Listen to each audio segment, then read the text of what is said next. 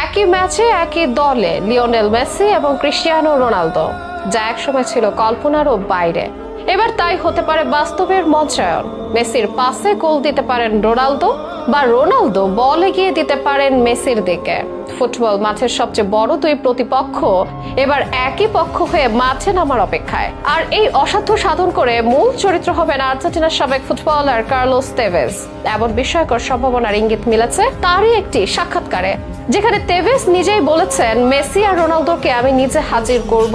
এমনকি হোয়াটসঅ্যাপে ওনাকে জানিয়েও রেখেছেন এই ব্যাপারে। মূলত নিজের বিদায়ী ম্যাচের জন্য এমন মহা আয়োজন সাজাতে চান তেভেজ। নিজের দুই সাবেক সতীর্থকে একত্রে হাজির করতে চান তিনি। তবে কি এটি হতে যাচ্ছে ফুটবল ইতিহাসের সবচেয়ে আবেগময় রিইউনিয়ন? কিভাবে সম্ভব এই মহামঞ্চায়ন? কি বলছেন তেভেজ? আসলে কি সম্ভব হবে? জানাবো বিস্তারিত স্পোর্টস আয়োজনে। কার্লোস তেভেজ একসময় দুর্দান্ত ফিনিশার, যিনি আর্জেন্টিনার হয়ে বিশ্বকাপ খেলেছেন এবং ক্লাব ফুটবলে জিতেছেন চ্যাম্পিয়ন্স লিগ থেকে শুরু করে প্রিমিয়ার লিগ, সিরিয়ার মতো শিরোপা। 2022 সালে আনুষ্ঠানিক অবসর নিলেও এখনো কোনো বিদায়ী ম্যাচ খেলেননি এই আর্জেন্টাইন তারকা। তবে এবার খেলতে চান, আর সেই বিদায়ী ম্যাচই নাকি দেখা যেতে পারে ফুটবল বিশ্ব ইতিহাসের দুই মহানায়ক লিওনেল মেসি ও ক্রিস্টিয়ানো রোনালদোকে। তারা একত্রে একই দলে, এমনটা আসলেই হলে সেটা নিঃসন্দেহে হবে এক অবিস্মরণীয় মুহূর্ত।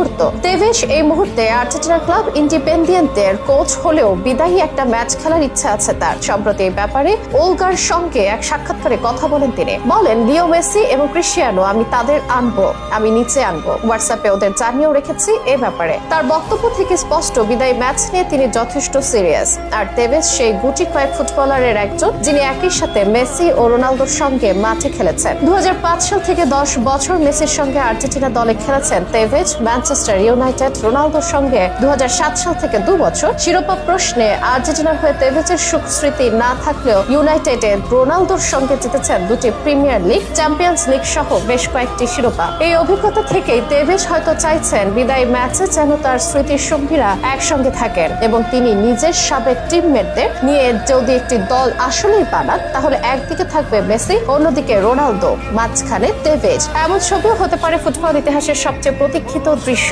শুধুমাত্র তারাই নয়, এমন ম্যাচে দেখা যেতে পারে আরো তারকাদের, পিরলো, রুনি, হিগুয়েন কিংবা বুফন, যারা তেভেজের ক্যারিয়ারে বড় ভূমিকা রেখেছেন। তবে এমন আয়োজন বাস্তবায়নের ক্ষেত্রে অনেক বিষয় নির্ভর করবে খেলোয়াড়দের সম্মতি, ফেডারেশন সমর্থন ও শিডিউলের উপর। মেসি এখনো অ্যাক্টিভ, খেলছেন মায়ামির হয়ে। রোনালদো সৌদি লিগে দারুণ ছন্দে। তাই এ ধরনের প্রদর্শনী ম্যাচের জন্য দরকার সময় ও সামঞ্জস্য।